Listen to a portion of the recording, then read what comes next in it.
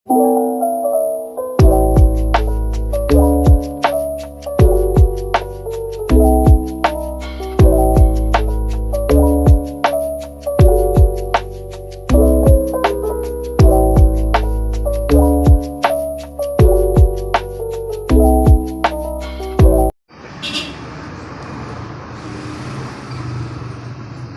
pertanyaannya itu, apakah Bapak tahu tentang pendekatan belajar conditioning?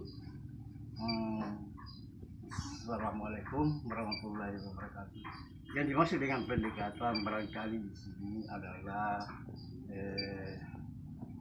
metode cara untuk lebih memahami pembelajaran itu. Dan yang diajarkan di misalnya di SD adalah metode ceramah. Metode ceramah menjelaskan beberapa kalimat, kemudian ditulis, kemudian dibaca. Nah, itu saja. Saya tidak tahu kalau di perguruan tinggi yang jelas yang kita ajarkan adalah metode ceramah, menulis, dan membaca. Contohnya kalimat, ada beberapa kalimat yang harus kita jelaskan. Misalnya kalimat yang mempunyai SPOK, subjek, predikat, dan objek dan keterangan. Nah, contohnya saya mau ke pasar membeli misalnya buku. Nah, itu. Nah, ini khusus ini kelas 3-4 bisa diajarkan. Nah, itulah. Ini yang saya tanyakan kepada Bapak ialah, apa teori belajar bahasa yang sering Bapak gunakan di kelas?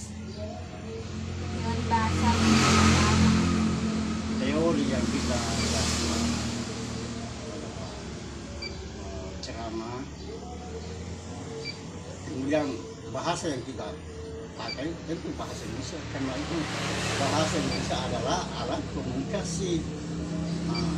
Makanya setiap daerah apakah itu memiliki bahasa yang lain, harus juga berbahasa Indonesia.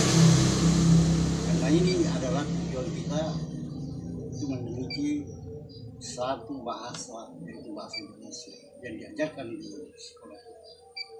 Nah, kemudian dalam bahasa Indonesia merupakan alat komunikasi. Bagaimana supaya anak-anak ini mengerti bahasa Indonesia dengan baik, yang terlalu memakai bahasa campuran bahasa daerah. Harus kita pisahkan bahasa Indonesia, jangan ada bahasa-bahasa pasaran. Harus bahasa yang baku, kalimat yang baku atau kata-kata yang sebenarnya harus kita berikan ajaran itu. Itu barangkali yang harus, artinya jangan dicampur adukan bahasa daerah dengan bahasa Indonesia, harus terpisah. Khusus bahasa Indonesia sebagai alat komunikasi untuk diajarkan supaya anak-anak pintar berbahasa.